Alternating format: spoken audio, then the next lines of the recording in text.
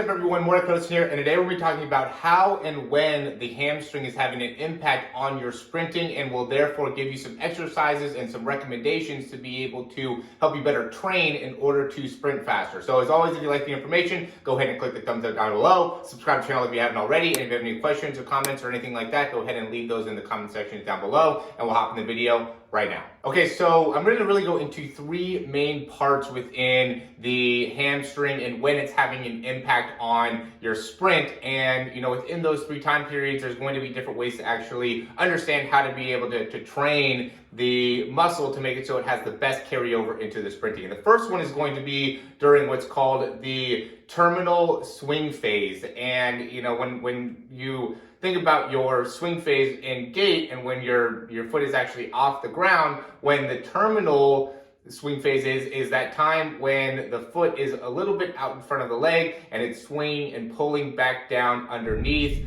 the foot. So it's that last little bit right before your foot touches the ground. And what's interesting about this time period, this is really the most critical part of the sprinting, because this is where there's the most amount of force happening within the bicep femoris, within the semitendinosus, and the semimembranosus, which are your three hamstring muscles. And again, this is where all that force is being generated, and we know as sprinters that we have to be able to understand how to generate the most force into the ground in order to run fast. So when it comes to this time period, when your foot's in that terminal swing phase, what's happening is you are going through a very, very interesting time within the hamstring muscle, because the hamstring muscle is a knee flexor and a hip extender. And so what's happening is you're pulling that leg back down, so you're actually going through hip extension and you're also going through knee extension. And so at the hip, the hamstring muscle is concentrically contracting, while at the knee, it is eccentrically contracting. So it's getting like a stretch and a contraction happen simultaneously, which is why it's very important that this is a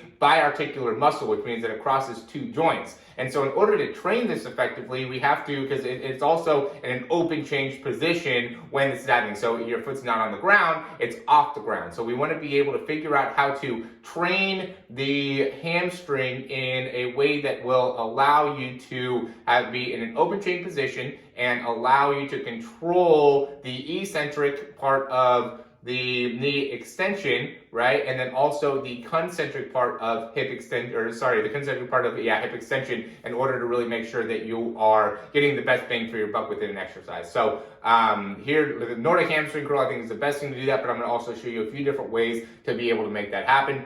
But this is the most important thing to help you in being able to improve your sprint, and it is also the most important thing to help you in staying healthy within that hamstring muscle. The second part is going to be after your push-off. This is it's an important part of being able to improve your hamstring, but it's not as important as number one. So this is when your foot comes off the ground, just going through knee flexion and hip extension simultaneously. Again, it is an open chain position, so it does want to be in a way that where your foot is off the ground, but it's something that is more natural because it is just a pure concentric activation within the hamstring. The hip is going to be in hip extension. It's going to be kind of locked into hip extension, so it's not doing any more active range. But then the knee is going through flexion, which is again a concentric contraction of the hamstring. So a lot more normalized there, but still equally as important, because the ability to really do that fast, it's not really the amount of power or strength that you're going to be able to do that. It's more of how fast that muscle can contract will be critical to make it so you're able to go through your sprint as fast as possible. And then the last phase is going to be when you are in the maximum hip flexion position. So you drive that knee through, and now that knee is in the highest position that it's going to be before you begin straightening out the leg. And that's just going to be an eccentric contraction. So you're in maximum hip flexion, and then you start to go through knee extension. And this is going to be when your hamstring needs to have the most amount of range of motion to be able to eccentrically contract and prepare for the concentric contraction that we were talking about in the terminal swing phase. So this is going to be more of an eccentric, so you have to have plenty of range of motion, plenty of strength through that range of motion to be able to control hip extension, hip flexion and knee flexion simultaneously, and again, prepare you for that terminal phase, swing phase that's going to be happening where you can generate the most amount of force into the ground. So those are the three most important parts of sprinting that require hamstring strength activation. Let me know if you like this video, because I can do this type of thing for hip flexors, for calves, for your ankles, your tibialis anterior. There's a lot of muscles that we could really hone in on here to help you in understanding when is the most important part for these to be active in order for you to sprint faster. So if you would like that, go ahead and let me know in the comments down below. And as always, we have a ton of different content for you down below. Free speed ebook, 5 ways to get faster, just different, a 7-day free speed program trial. So all that stuff will really help you out. So go ahead and check that out down below. And if you have any questions about our speed breakdown, speed program, or anything like that, you could always take a look at any of that stuff down below as well. So as always, thanks for watching, and we'll talk to you soon.